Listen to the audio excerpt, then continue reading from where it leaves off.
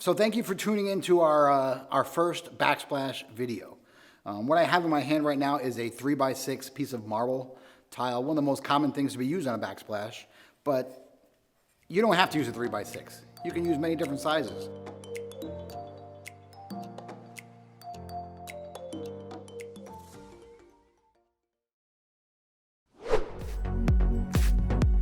Okay, so if you're going to come in to pick out kitchen backsplashes, the first thing I want you to bring is your creativity. Second, if possible, a piece of your kitchen countertop. If you have a kitchen countertop that has a lot of movement, like it's, I always say it almost looks like a fudge ice cream. It has movement in it. You want to have a tile that's a little bit more of a solid color, doesn't have a lot of movement so they don't compete. We need to see that. Pictures sometimes don't do well, so a lot of people will come in with a camera and try to show us a picture of a counter. One thing we can see movement, but we cannot see color on your phone. When you go to your granite countertop or your countertop supplier, ask them for a piece, so when you come pick out your kitchen backsplash, you can bring that with you. Another thing you should be bringing is your cabinet, a drawer, some way to bring the colors of your cabinet in. If you can't bring in a cabinet, I would suggest getting a paint chip or something that has the true tone of it. That way you can see that with your tile. I mean, specifically, if you had white cabinets, there are 100 different tones of whites, so it's really important. The other thing you can bring with you is also, a lot of times when you get your countertop done, they'll leave you a cutting board, which is a cut out of the sink. Bring that in with you. That's also a great way for us to help design your kitchen backsplash. It's definitely not a hard rule. I mean, it is common to see a 3x6 used for a kitchen backsplash. This is a 3x6 here.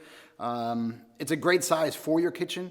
3x6 comes in literally probably 1,000 different colors, different styles, and most likely when you come into the showroom, you will find a 3x6 that would fit in your color scheme or textures that you like, but it's not a hard rule. Generally, we don't want tiles that are taller than, I would say, about 5 inches. You could do 3x9, 3x12, 4x12. Rectangles, to me, are the best way to go, just because they are the most timeless shape. But if you're into arabesque shape, a lot of people like a shape where it is more Moroccan or Middle Eastern, you can go that route too. It's still a classic size, just not for the United States. I mean, the main reason is your backsplash is only about 18 inches. Also, your outlets, like where your plugs are about 9 inches off of your countertop. So if you go with a tile that's too big, so I'll give you an example. A 6x6 tile. Some people are like, oh, I want to use a 6x6. Well, if you use a 6x6, you're only going to have 3 tiles high. It's kind of an awkward size because your tile is definitely going to fall in the middle of an outlet, which aesthetically is not that pleasing. So that's why our rule of thumb is try to do a 5-inch or smaller size on your kitchen backsplash. I mean, one thing about kitchen backsplash is that most people don't realize until they come in, it is one of the hardest places or areas in the house to pick tile. Why? Well, it's a focal point in your house. Everybody sees it. You know, compared to a bathroom where you can close a door, it doesn't matter if you made a bad decision in your kitchen. People are like, we see it. A lot of people will come in and they're already at the end of their project. They already did their cabinets, they did their appliances, their knobs on their doors, and they're a little concerned about fitting into a budget. You really need to look at what you like and aesthetically, because it's going to finish the overall look of the house. So another thing to think about when you do a kitchen backsplash is, what is your labor cost, not just material. If you pick something that's very intricate, it's going to cost more for the tile installer to install for you. The other thing is maintenance. You know, behind your sink, sometimes behind your stove, it's an area that can get a little bit more either soap, grease, stuff like that. So generally, you don't want the tile that's too small because you're going to have a lot of grout, unless you upgrade to a stain-proof grout. If you do that, though, it's also going to increase your labor because it's a little bit harder to install that type of product. So one of the most common questions that we get about kitchen backsplashes or concerns is that I can't use marble or some type of natural stone because it's going to be too porous or there's going to be some staining involved in your kitchen. Well, I mean, it's like a half-truth.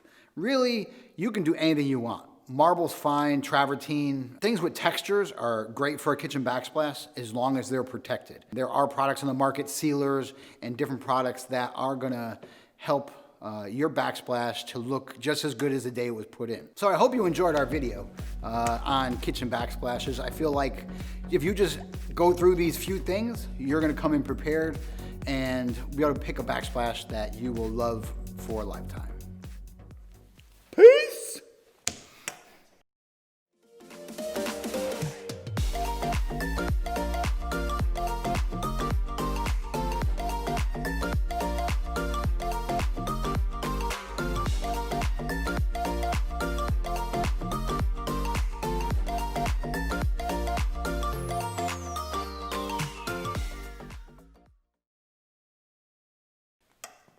Are there any myths? Myths.